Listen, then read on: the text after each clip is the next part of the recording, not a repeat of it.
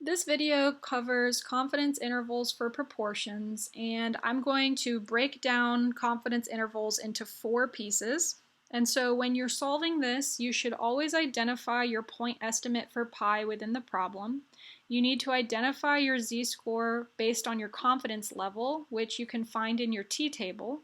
And then you need to identify the sample size for your problem. So once you've identified each of these values, then you can move forward by checking your assumptions. And the first assumption is always to check for a simple random sample. And then you need to check your central limit theorem. And this is to ensure that you have a large enough sample size.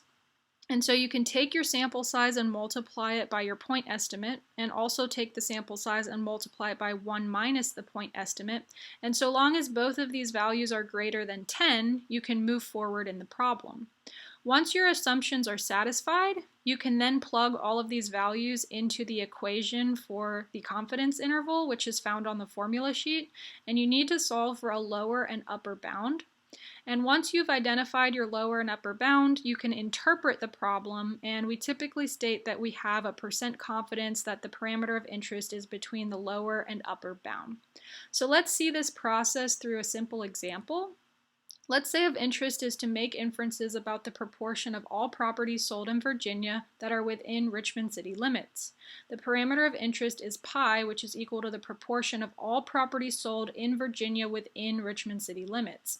A random sample of 700 properties sold in Virginia was selected, and of the properties, 150 sold within Richmond city limits and 550 sold elsewhere. Estimate pi using a 90% confidence interval. So for our first step, we need to identify p hat, z star, and n.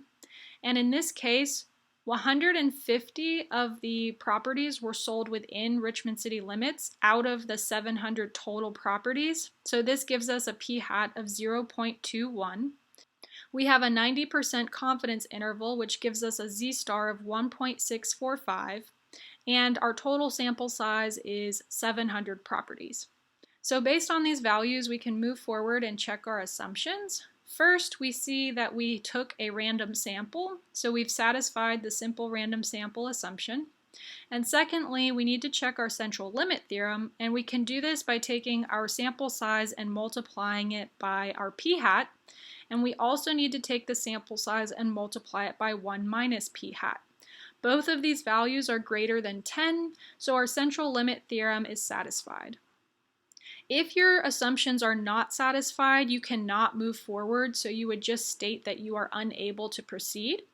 But since we can move forward, the next step is just to plug in all of our values into our equation for the confidence interval.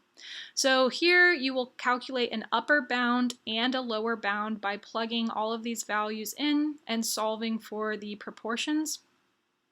And once you have your lower and upper bound, you can interpret this problem by stating we have 90% confidence that the proportion of properties sold within Richmond city limits is between 0.185 and 0.235.